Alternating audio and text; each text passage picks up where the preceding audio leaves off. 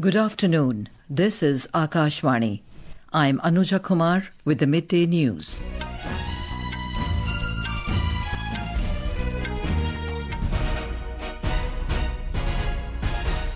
The headlines. Government asserts that next generation GST reforms are boosting festival sales and benefits of GST rate cuts are being passed on to consumers. Defence Minister Rajnath Singh and Uttar Pradesh Chief Minister Yogi Adityanath flag off first batch of BrahMos missile manufactured in Lucknow. Scrutiny of nominations for first phase of assembly elections in Bihar underway. Dhanteras festival being celebrated in different parts of the country today, and Indian archer Jyoti Surekha Venam scripts history with World Cup final bronze medal at Nanjing in China. And now the news in detail. Union Finance Minister Nirmala Sitharaman said that the GST 2.0 reforms have given a major boost to country's economy, leading to record sales across key sectors such as electronics, automobiles and consumer goods during the festival season. She was addressing the joint press conference in New Delhi today, along with Information and Broadcasting Minister Ashwini Vaishnaw and Commerce and Industry Minister Piyush Goyal. The Finance Minister said GST rate cut benefits are reaching the common man. The prices are reduced, meaning the tax benefit is reaching the end consumer. 54 items, I'm not going to read each one of them out. And even as we say 54 items, from 12 to 5 the rate reduction has happened, and from 28 to 18 rate reduction has happened on largely most of the goods, but in some cases one or two went this way or that way. But 54 such daily use items we've been closely monitoring. Speaking on this occasion, Information and Broadcasting Minister Ashwini Vaishnaw said a record sale has been recorded in this year's Navratri festival. He said there has been a 25% increase in the sale of electronics this year.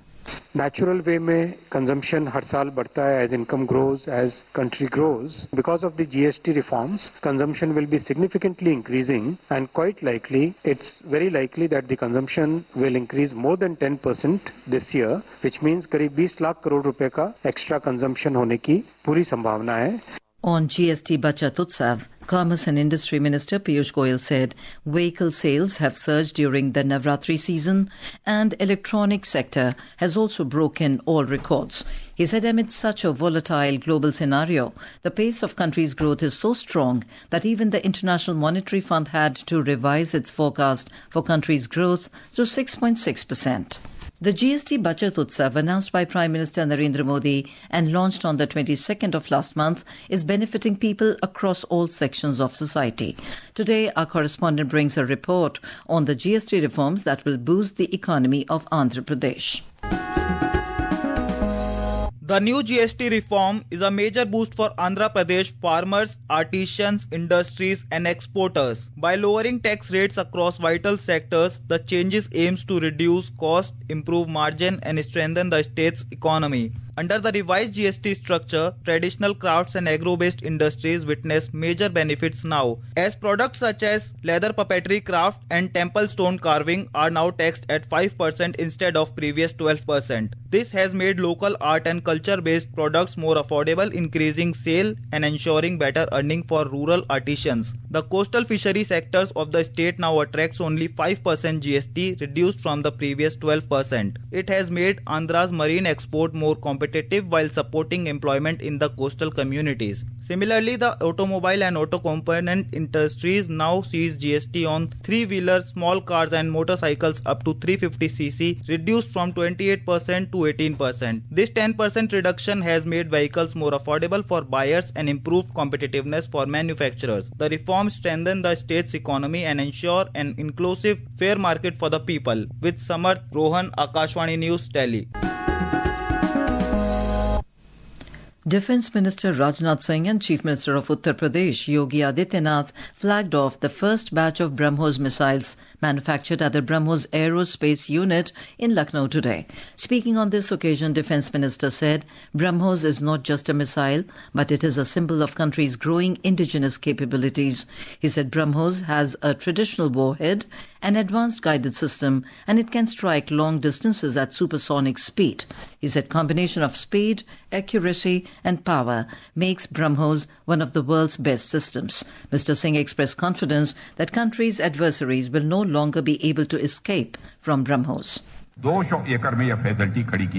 This facility has been built in 200 acres and its total cost around 380 crore rupees. And hundreds of people will get employment in this facility at peak time. This project is not only a defense facility but also a new door to employment and development. If we talk about output, every year 100 missile systems will be made and launched from here. Missile system will be provided to Army, Navy and Air Force. This means that production will be for all three services and it will also contribute to future development. The Lucknow BrahMos unit is the first facility in the Uttar Pradesh Defence Corridor where the entire process from missile system manufacturing to final testing is carried out indigenously. During the event, the Defence Minister and the Chief Minister inaugurated the booster building and witnessed a demonstration of the booster docking process. Scrutiny of nominations for the first phase of Bihar Assembly elections is underway. A total of 1,698 nomination papers were filed for this phase.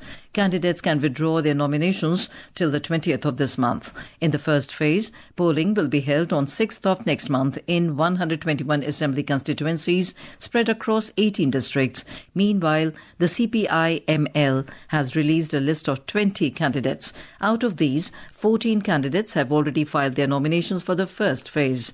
The party had contested 19 seats in the 2020 assembly elections and won 12 of them. This time as well, the CPI-ML has re-nominated all 12 of its sitting MLAs. The CPI-ML announcement came after the Congress released its list of 48 candidates, marking CPI-ML's first official list for this election. More from our correspondent. The seat-sharing dispute within the Grand Alliance has once again come to the fore. The Rashtriya Janata Dal (RJD) has announced that it will field candidates on seats allocated to the Congress. In Kutumba constituency of Aurangabad district, the RJD has decided to field a candidate against Congress State President Rajesh Ram. In the Warisaliganj seat of Nawada district, the RJD has given a ticket to Anita Devi against the Congress nominee. Similarly, in several constituencies, friendly contests of Congress and left parties are also likely to take place. Dharmendra Kumar Rai, Akashvani News, Patna. This is Akashvani giving you the news. For quick news updates around the clock, follow us on our X handle at AIR News Alerts. And for details of these stories and more, log on to our website www.newsoneair.gov.in and download the News on AIR app.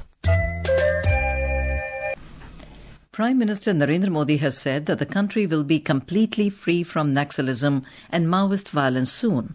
He said substantial strides have been made in tackling Maoist terrorism in the last 11 years. Mr. Modi said this while speaking at a World Summit organized by a TV channel in New Delhi yesterday evening. The Prime Minister said Maoist terrorism is a great injustice and a grave sin against the nation's youth. He said thousands of Naxalites have surrendered over the past decade, abandoning the path of violence, including 303 in the last 75 hours alone. 11 वर्ष पहले तक देश के 125 जिले 125 से ज्यादा माओवादी आतंक से प्रभावित थे और साथियों आज ये संख्या सिर्फ 11 जिलों तक सिमट गई है। आप जानते होंगे कितना कुछ करना पड़ा होगा और उसमें भी 11 में भी अब सिर्फ 3 जिले ही ऐसे बचे हैं जो सबसे अधिक माओवादी आतंक की चपेट में हैं। मैं आपको पिछले 75 घंटों का आंकड़ा देता हूं। इन 75 घंटों में 303 नक्सलियों ने सरेंडर किया है। Mr. Modi said his government has worked with full sensitivity to reintegrate misguided youth into the mainstream since 2014. The Prime Minister said Maoists are now returning to the mainstream of development and openly acknowledging that they were on the wrong path. He said this Diwali, regions freed from Maoist terrorism will celebrate with renewed joy, lighting lamps of happiness. इस बार माओवादी आतंक से मुक्त क्षेत्रों में दिवाली की रौनक कुछ और होने जा रही है। 50-55 साल हुए दिवाली नहीं देखी थी उन्होंने, अब दिवाली देखेंगे। और मुझे पक्का विश्वास है दोस्तों, ये हमारी मेहनत रंग लाएगी और वहां भी खुशियों के दिए जलेंगे। वो दिन दूर नहीं जब देश नक्सलवाद से, माओवादी आतंक से पूरी तरह मुक्त होगा। ये भी मोदी की गारंटी है। Electronics and Information Technology Minister Ashwini Vaishnaw has said that pace of country's 5G rollout has amazed the world. Highlighting the rapid expansion of telecom network across the country, he said that 90% of the country is now covered by the 5G network. Speaking at the World Summit organized in New Delhi, the minister said India now has the second largest 5G network in the world, enabling connectivity even in remote and far-flung areas. On the menace of deep fakes, Mr. Vaishnaw said that the government will soon bring regulations to address the issue.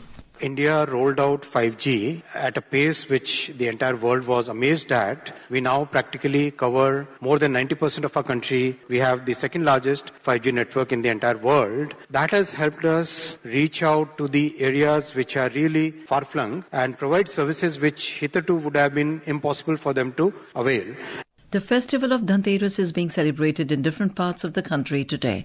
Dhanteras is also known as Dhan Trayodashi and Dhanvantri Jayanti. People consider this as an auspicious day to make new purchases, especially gold or silver articles and new utensils. The day also sees heavy purchases of appliances and automobiles. Prime Minister Narendra Modi has greeted the people on the occasion of Dhanteras. In a social media post, Mr. Modi prayed for happiness, prosperity and good health for everyone on the occasion. He expressed hope that Lord Dhanvantri bestows his abundant blessings upon all citizens. Union Home Minister Amit Shah and BJP President JP Nadda have also extended their greetings to the people on the occasion. In Mozambique, at least 3 Indian nationals have died and 5 others remain missing after a launch boat carrying crew members of a tanker capsized.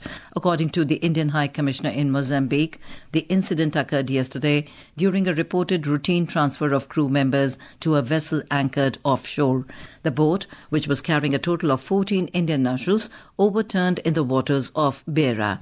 The Indian High Commission expressed its condolences over the loss of lives. The Commission said 5 Indian nationals were successfully rescued from the mishap and are safe. One of the survivors is currently receiving medical treatment at a hospital in Beira.